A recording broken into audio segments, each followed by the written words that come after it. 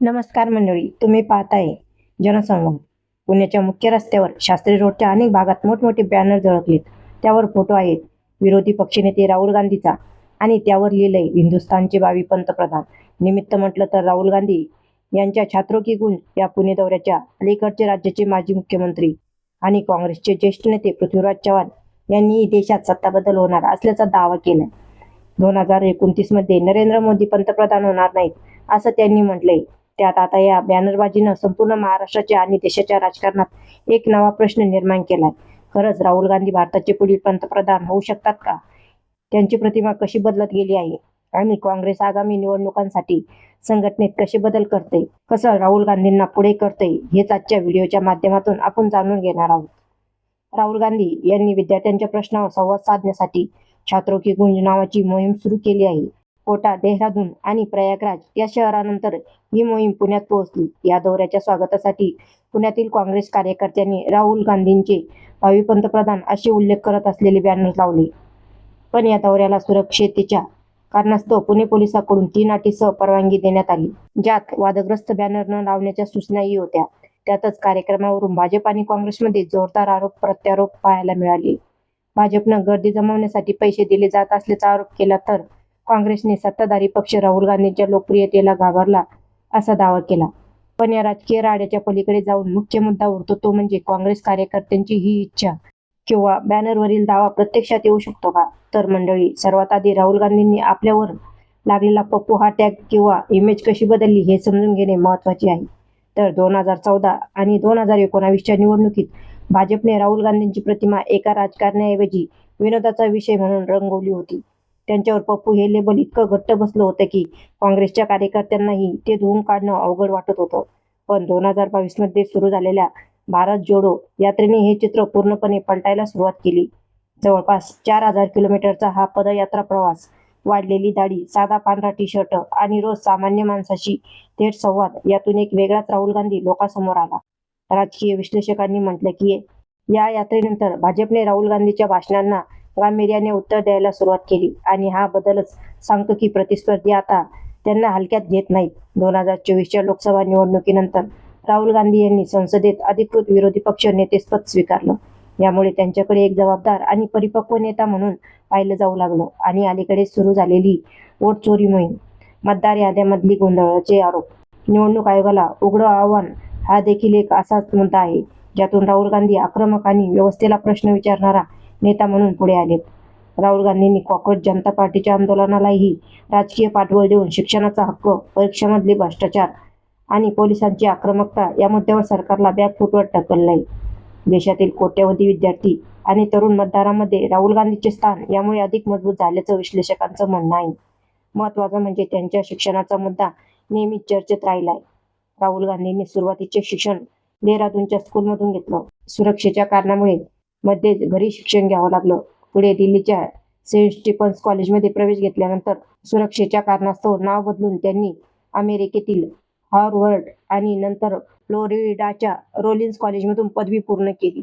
त्यानंतर केम्ब्रिज विद्यापीठाच्या ट्रिनिटी कॉलेजमधून एम.फिलची पदवी मिळवली आणि लंडनच्या एका नामांकित कन्सल्टन्सी कंपनीत काही वर्ष कामही केलं. या शैक्षणिक पार्श्वभूमीमुळे काँग्रेस समर्थक अनेकदा दावा करतात की राहुल गांधी हे उच्च शिक्षित, आंतरराष्ट्रीय अनुभव असलेले नेते आहेत. यावरून अनेकदा पंतप्रधान नरेंद्र मोदींच्या शिक्षणाशी तुलना केली जाते आणि हा विषय अजूनही राजकीय वर्तुळात चर्चेचा मुद्दा आहे आणि राहुल गांधीसाठी एक स्ट्रॉंग पॉइंट आहे. मंडळी, राहुल गांधींच्या अलीकडच्या दौऱ्यामध्ये आणि सभांमध्ये एक गोष्ट सातत्याने दिसते: सामान्य कार्यकर्त्यांशी, तरुण-तरुणींशी, शेतकऱ्यांशी थेट बसून संवाद साधण्याची शैली. भारत जोडो यात्रेदरम्यान त्यांनी सांगितलं होतं की यात्रेत सहभागी झालेल्या अनेकांनी त्यांना वैयक्तिक अडचणी, दुःख सांगितलं आणि त्यांनी आपल्या वडिलांच्या आणि आजीच्या मृत्यूचं दुःख शेअर केलेलं. ही भावनिक जवळीक साधण्याची शैली तरुणांना जास्त भावत असल्याचं अनेक विश्लेषक मानतात. शिवाय शिक्षण व्यवस्था, बेरोजगारी, परीक्षा पेपरफुटीसारखे प्रश्न हे सातत्याने संसदेत आणि जाहीर सभांमध्ये मांडत आलेत. नुकत्याच झालेल्या परीक्षा रद्द होण्याच्या प्रकरणातही त्यांनी थेट सरकारला जबाबदार धरत जोरदार टीका केली. हा आक्रमकपणा, मुद्देसूदपणा त्यांच्या प्रतिमेसाठी महत्त्वाचा ठरतोय. आणखी एक प्रभावी ठरणारी गोष्ट म्हणजे त्यांची नेहमी प्रेस कॉन्फरन्स घेण्याची पद्धत. लोकसभेत विरोधी पक्ष नेतेपद मिळाल्यापासून राहुल गांधींचे प्रेस कॉन्फरन्सचं वजन वाढले. देशातील जनतेचे प्रश्न मांडण्यासाठी आणि सरकारच्या चुकांवर बोट ठेवण्यासाठी ते या व्यासपीठाचा वापर करतात. पंतप्रधान मोदी थेट पत्रकारांच्या प्रश्नांना सामोरं जात नाहीत. हा मुद्दा राहुल गांधी पत्रकार परिषदांच्या माध्यमातून जनतेच्या मनात ठसवतायत. पंतप्रधान कॅमेऱ्यासमोर स्क्रिप्टेड बोलतात, पण मी पत्रकारांच्या कोणत्याही प्रश्नाला उत्तर द्यायला तयार आहे, हा मोठा ते सेट करण्याचा वारंवार प्रयत्न करत आहेत. ही त्यांची जमेची बाजू आहे. त्यातच आता त्यांची युथ काँग्रेस ही मोहीम पक्षाच्या मुख्य प्रवाहात रुजली आहे. जुन्या जाणत्या नेत्यांचा अनुभव आणि तरुणांचा आक्रमक उत्साह यांचा मेळ घालत पक्ष 2029च्या निवडणुकीची तयारी करताना दिसतोय. विद्यापीठामधील विद्यार्थ्यांशी संवाद, शिक्षण व्यवस्थेत राजकीय हस्तक्षेपावर थेट भाष्य यातून तरुण पिढीशी नाळ जोडण्याचा त्यांचा प्रयत्न स्पष्ट दिसतोय. यात जाणून घेण्यासारखी गोष्ट म्हणजे 2029च्या लोकसभा निवडणुकीत सर्वात जास्त वोटर्स असणार आहेत, ज्यांची संख्या तब्बल 38 कोटी असण्याचा अंदाज आहे.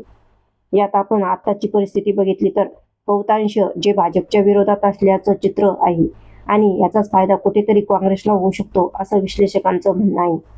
गेल्या काही वर्षात काँग्रेस संघटनेतही मोठे बदल झालेत. मल्लिकार्जुन खरगेंच्या अध्यक्षपदाच्या काळात संघटनात्मक निवडणुका, राज्यस्तरीय नेतृत्वात बदल आणि तरुण चेहऱ्यांना संधी या सगळ्यांचा वेग वाढलाय. विश्लेषकांच्या मते 20 वर्षापूर्वी राहुल गांधींनी सुरू केलेला हा बदलाचा प्रवास आता पक्षाच्या रोजच्या कामकाजाचा भाग बनलाय. संघटन मजबूत होणं हे कोणत्याही नेत्याच्या राष्ट्रीय दावेदारीसाठी अत्यंत महत्त्वाचं असतं, कारण निवडणुकीत मताचं रूपांतर जगामध्ये होण्यासाठी बूथ पातळीवरचं जाळं भक्कम असावं लागतं. आणखी एक गोष्ट म्हणजे सध्याच्या घडीला इंडिया आघाडीत ममता बॅनर्जी, अरविंद केजरीवाल, शरद पवार यासारखे अनेक प्रादेशिक नेते आहेत, पण राष्ट्रीय पातळीवर सातत्याने भाजप आणि पंतप्रधान मोदींना थेट आव्हान देणारा चेहरा म्हणून राहुल गांधींचंच नाव सर्वाधिक चर्चेत येतं. लोकसभेतील विरोधी पक्षनेता ही घटनात्मक भूमिकाही त्यांना एक वेगळं वजन देते.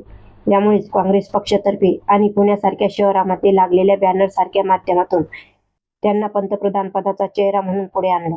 आता राहुल गांधीची प्रतिमा सुधारली असली तरी ती प्रत्यक्ष मतांमध्ये किती परावर्तित होते हे 2029च्या निवडणुकीतच स्पष्ट होईल.